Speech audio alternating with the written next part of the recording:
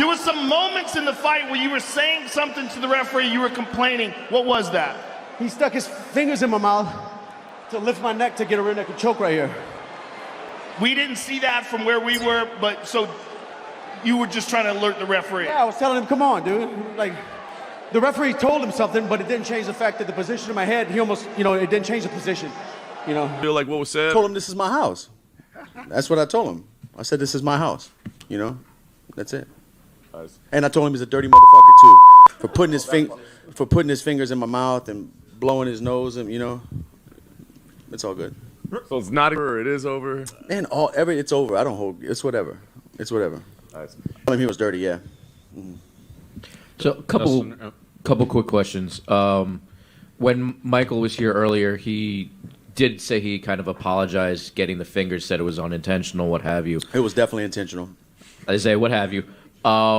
He mentioned though with the snot in the nose, like that was just gravity, and he needed to breathe, and it's just like sorry about that, man. That's just gravity. It's just fighting. Round, obviously when he dropped you and he got on top of you, there were a lot of punches that looked like they were blows to the back of the head. A lot of your fellow fighters were criticizing the referee online over him not stepping in and either warning Mike or stopping Mike from the blows. I'm curious, when it was happening to you, were you shocked that the referee didn't, stop what was happening? I'm not here to criticize, but I'm gonna tell you something. There were a lot of blows to the back of the head, a lot of fence grabbing.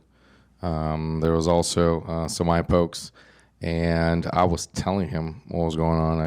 I kept calling for his attention, and nothing would happen to him. I would hope that he would intervene, but nothing happened. One of my biggest pet peeves is the fake persona of coming off as a nice, humble, Christian type individual who portrays a lot of humility, but deep down, you're just a dirty hypocrite and really not a good person.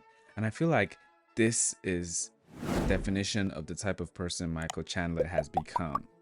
He's created this pattern of coming up nice, humble, oh, I thank Jesus Christ, the Lord and everything, portraying himself as this good Christian, but he will do anything to win. And when I say anything, I mean illegal, dirty.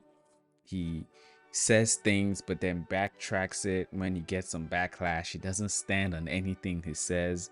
He's not always been like this, but he has created a whole pattern portraying himself as this type of person. So because he is definitely a cheat, a dirty fighter, and a backtracker. He's not real. He comes off as a fake oil salesman type person. Are you surprised with the reaction here, or do you think it's just because they're such fans of Charles? Yeah, I mean, Charles is beloved. Hey, listen, if you don't love Charles Oliveira, you're not a mixed martial arts fan. So give it to him. Hey, so I fully expect it. I just saw Charles in the back. It's all respect. If you don't love Charles Oliveira, you can kick rocks. We're showing up on Saturday night. We're going to blow off the freaking roof off of Madison Square Garden, and you guys are going to love it. Fake motivational speakers, self-help guru type stuff.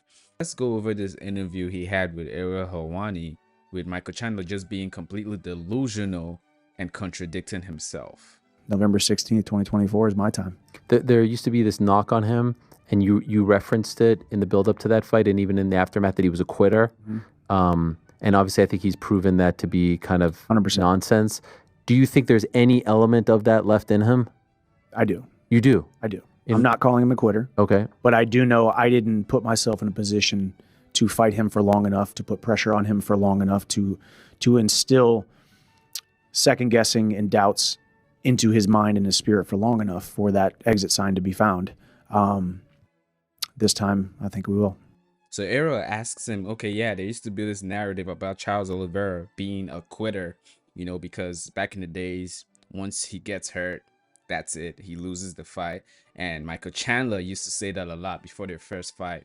Just say what you want to say.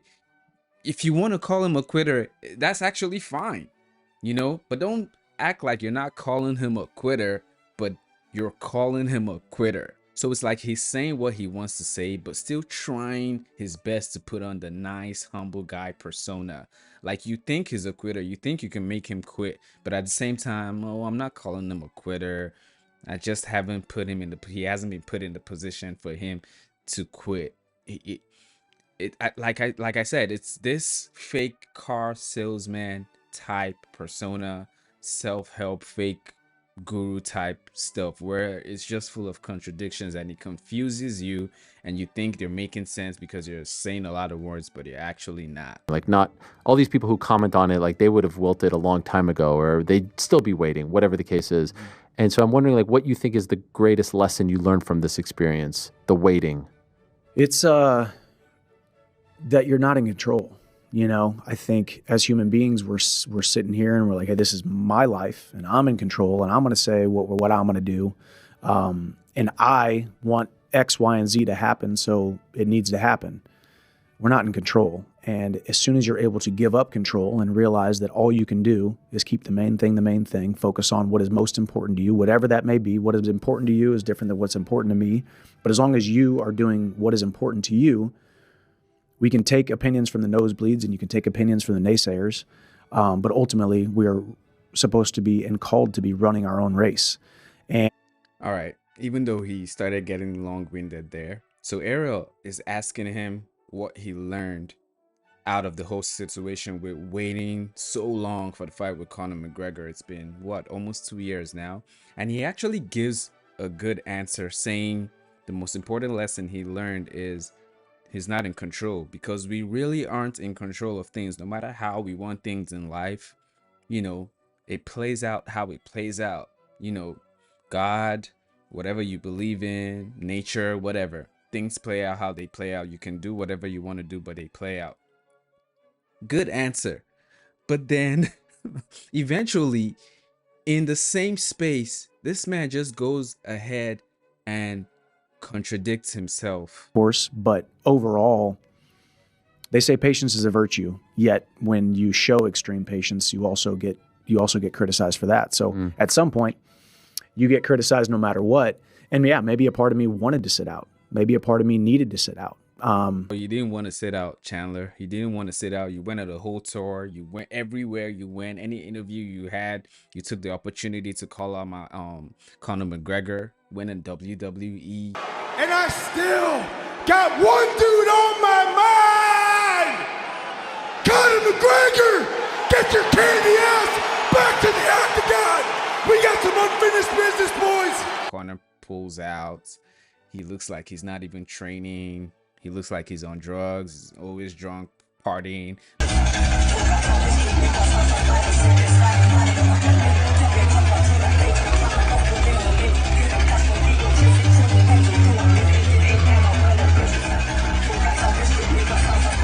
Not living the lifestyle of a fighter. Yet Chandler has been touring, making it seem like this fight is about to happen, believing it's about to happen. So then he says in this interview that, hey, I learned that things are not in control. But then less than a minute later says, hey, maybe I did want to sit out. Maybe I did want to not fight. And yeah, maybe a part of me wanted to sit out. Maybe a part of me needed to sit out. Again, just hypocrisy. It's hard for him to just stay authentic and say, hey, I wanted the fight to happen. Conor didn't pull through. It didn't happen. I learned a lesson that things can be in control. He couldn't help himself to say, hey, maybe I controlled it a little bit. Maybe I did want to sit out. But it actually gets worse. He then says he didn't want to sit out right again. He said, Michael, you're not allowed to come in till Thursday. And I came back and I was rejuvenated and I was full of life and I was full of zeal and I was full of joy. So Brian Smith took the sport away from me for 72 hours and I came back and became the best version of myself and become an All-American. It's just funny how 15 years later, the sport of mixed martial arts, Brian Smithed me. I didn't choose to sit out. Right. I didn't choose for Conor to pull out of the fight. I didn't choose for us to do the Ultimate Fighter. I understand what he's saying. Conor is the one who pulled out of the fight. But he then makes it seem like, okay, it's not in my control anymore. First he says, yeah, I learned things are in my control. And then he acts like, oh yeah, I did control. Maybe I did want to sit out. But now he backtracks and said, hey, I didn't choose for Conor to pull out. He just can't stay on one track. But ultimately, it was the best thing that could have happened to me, because the man who sits here today has never been more proud of what I do, more grateful for what I do, and more dangerous. Did this man just say Conor McGregor pulling out of their fight was the best thing that could have happened to him? Again, with the fake motivational, fake self-help, better person. It's not like, come on, we don't even, nobody in their right mind believes this. Michael Chandler knows for a fact that Conor McGregor pulling out of their fight is the worst thing that has happened to his career. He spent 2 years campaigning for this fight, which was supposed to happen. And the things that happened, like he said, but backtracks, were not out of his control. But for him to come here and act like, oh yeah, it's the best thing that happened to me. I'm a better man, a more dangerous man. It's totally fake. You could throw me in the main event and I will beat John Jones and Stipe in my mind on on Saturday night.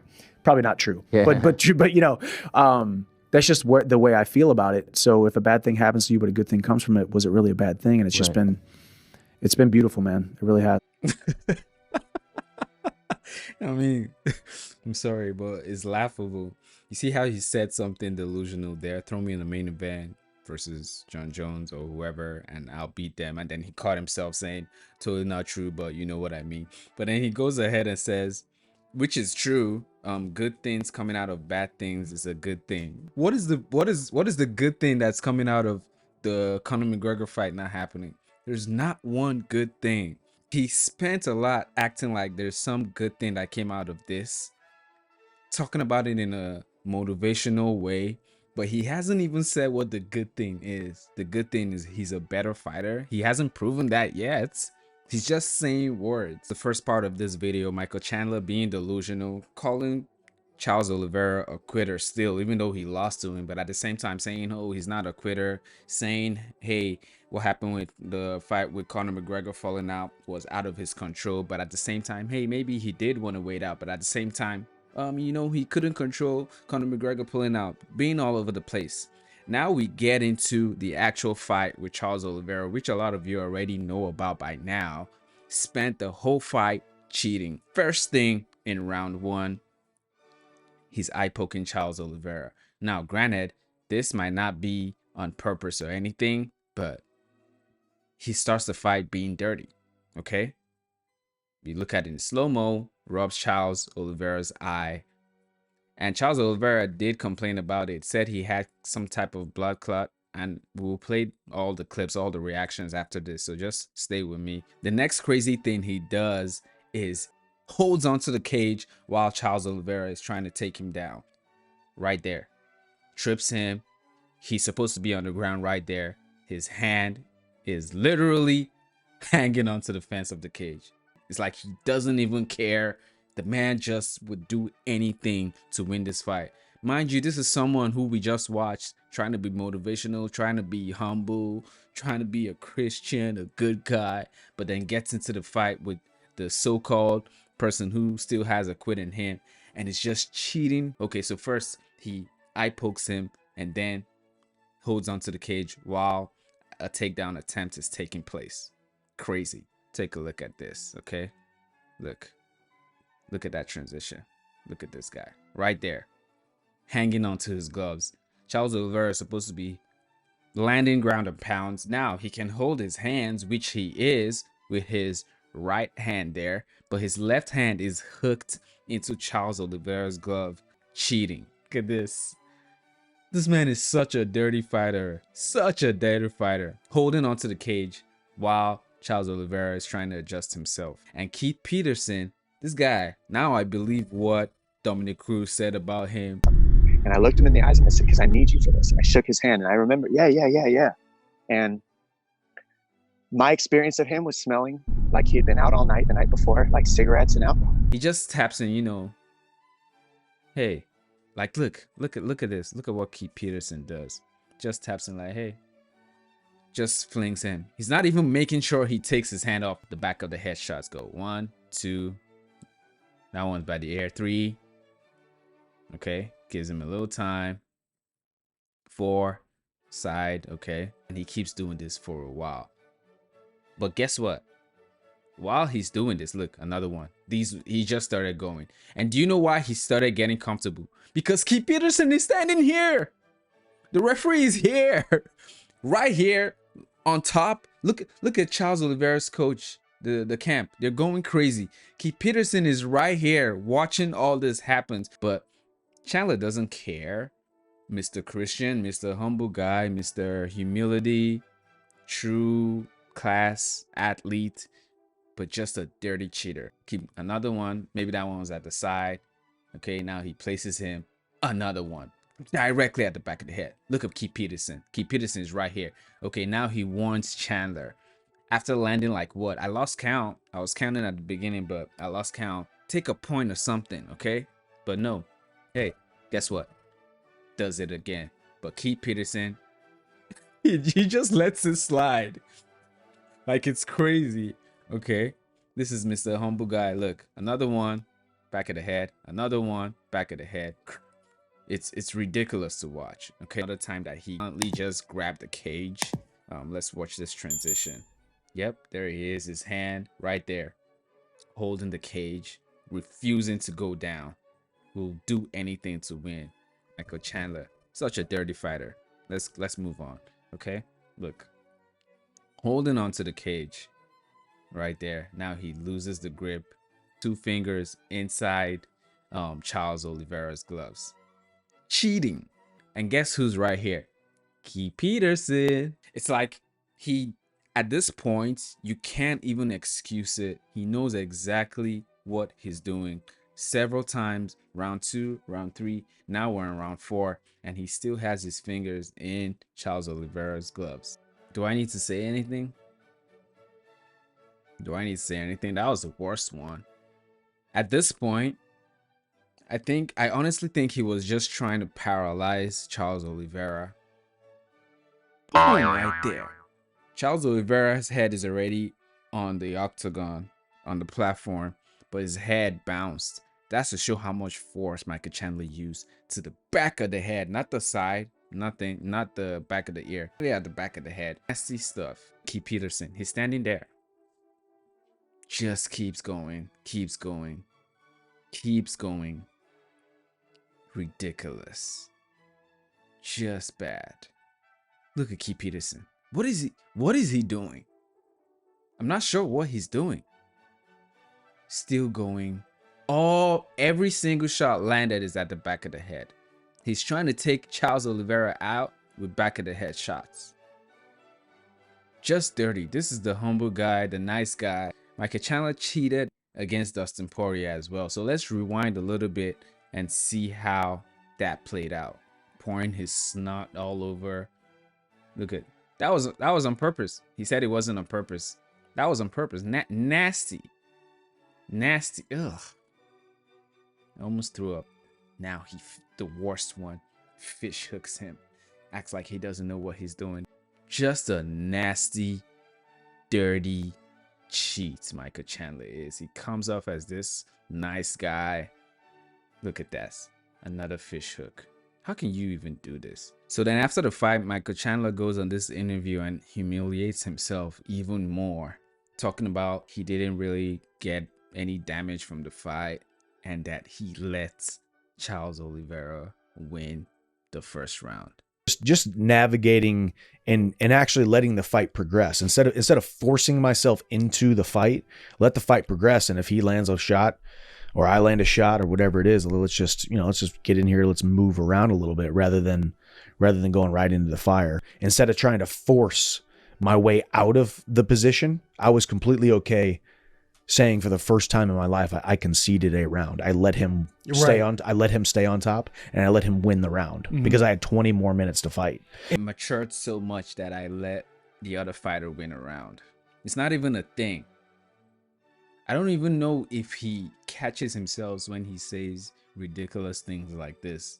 Like this amount of delusion cannot be on purpose. He's a liar. He's so used to lying. Okay?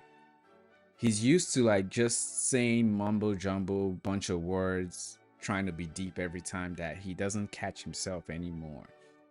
This cheat talked about how he let Charles Oliveira win the first round. you know, I went back and watched the fight, and Joe and like the commentators, like those elbows he landed, he didn't land one elbow on me whatsoever. They all looked like they landed, but they all glanced off my arm or glanced off like the side of my head. And I remember laying in there, like he threw one. I was like, oh, thank you, Jesus. That was good. Those elbows landed, and Michael Chandler needs to keep Jesus out of his mouth because it's blasphemy at this point. All right, Jesus has nothing to do with the cheating tactics and the dirtiness and the fighting and the hypocrisy and just being delusional. Talking about the elbows didn't land. Stop, Michael, stop it. He describes a situation where he seems like he's saying he took some pretty bad damage, but then in the next question says he didn't take any damage. Just take a look at this. What? You took a big oblique kick in the leg, and it seemed like that thing was wobbling like crazy. And then I see you, I think it was after the second round, second or third, you're doing like the foot thing in the corner. It seemed like you were just trying to grab some sort of grip. So it seemed like you were understanding that like maybe you weren't mechanically working correctly. Was it your legs? Was it your shoulder? Like what was going on? Well, I will not say anything until I get an MRI. But yeah, so I think something happened to the knee in that first exchange where he had the leg and I did like a full 360. He did like a little knee bar thing because I walked back to the stool and I looked down at my left leg and it was not working right. It wasn't stepping. It wasn't catching. It was unstable. It was weird. My legs were almost just, my left leg was just like almost like flopping rather than stalking and moving forward, you know? And So yeah, he describes a situation where in the exchange with Charles Oliveira, either in the second or third round, he got an oblique kick which damaged his legs. And he says until he gets an MRI, he can't really say what exactly that damage was. He says it. But then the next chapter of the questions, this man says he didn't take any damage. Whether you talked about conceding the first one, second one, you kind of tripped and he had his way with you in the second round. Third round, he's on top of you the whole time. Are you starting to like feel the conditioning wear off of me? Like, all right, I got to start taking some chances here. yeah, because also I didn't take any damage. I mean, right. I mean, that. Michael, which one is it? Did you take damage or did you not take damage? And even from this interview alone, looking at his face, does this look like a guy who didn't take damage? But it's so hard for him to actually be humble. It's so hard for him to say Charles Oliveira beat me fair and square. Charles Oliveira, I thought he was a quitter, but he's not a quitter. It's so hard. It's so difficult for him to just own up and say he took damage, he lost the fight. I just don't get it. I really don't get it. So now let's look at Charles Oliveira's reaction to this whole situation, because he tried to approach this in a humble manner at first, post-fight conference, saying, yeah, there were some back of the head shots, but man, he went off on Michael Chandler and just says his whole mind about the whole situation. Bate muito duro sim, mas de verdade eu não senti a mão. O que aconteceu foi que ele me deu um dedo nos olhos, é o meu olho que tá vermelho pra caraca, quando eu vim me falando com o Dr. Cavalcante para poder... O que o Michael Chandler foi ter aqueles 20 segundos, 30 segundos no momento bom, na onde que ele me deu mais de 6 cotoveladas, mais de 6 pancadas na nuca, na onde que o juiz estava em cima. Então, sem jogar polêmica nem nada, mas eu acho que a gente está no melhor evento do mundo, que é meio complicado, que se continuasse ali, eu poderia pagar, eu poderia ter uma lesão, eu poderia ter algo, e aí a vitória poderia ir pro Michael Chandler, ou eu podia até me lesionar muito mais feio, sendo que não tinha necessidade daquilo acontecer. The whole MMA community agrees with me on this take. Chandler can be known to be a dirty fighter, and the MMA community was quick to react. Here's what they had to say. Dana White reacted to the cheating allegations by saying, the reffing lately has been weird, the judging has been weird lately, and I don't disagree with you. I saw a fight tonight that should have been stopped earlier, and it's just, yeah. Charles Oliveira also reacted at the post-fight press conference, saying, there were a lot of blows to the back of the head, a lot of fence grabbing. There was also some eye pokes. I was telling the referee what was going on. The MMA community responded with, Chandler's the dirtiest cheat I've ever seen in the UFC. Now understand Dustin, a real one, hates this 10 glove grabs, 4 fence grabs, 42 back of the head shots. Dirty literal health threat. Glad we stole your dream twice. Has Chandler had a single UFC fight where he didn't cheat? Back of the head strikes, eye gouging, fish hooking, Michael Chandler just put on one of the most beautiful flurries of pure unmitigated cheating I've ever seen. Keith Peterson is a brain drunk disgrace of a referee. That clown almost robbed Oliveira of a win by allowing Chandler to cheat numerous times. You're a joke, Michael Chandler. Multiple strikes to the back of Charles's head. Make it make sense. After what happened to Pritchard Colon, you'd think of someone of your caliber would consider these decisions more carefully. You should have been disqualified. But yeah, that's a well-documented pattern of Michael Chandler cheating, being a balance cheat, a hypocrite, coming up as this Mr. Nice Guy, Mr. Family Man, Mr. Humble, Mr. Humility, but deep down, he's just a low-life, dirty cheater. But yeah, let me know in the comments, am I overreacting? Did I forget any other thing? I don't think I'm overreacting. I mean, everything I said was backed up with evidence. So let me know in the comments what you guys think. Remind me of any other time that Michael Chandler cheated. But don't forget to like, share, and subscribe. I'll see you guys later.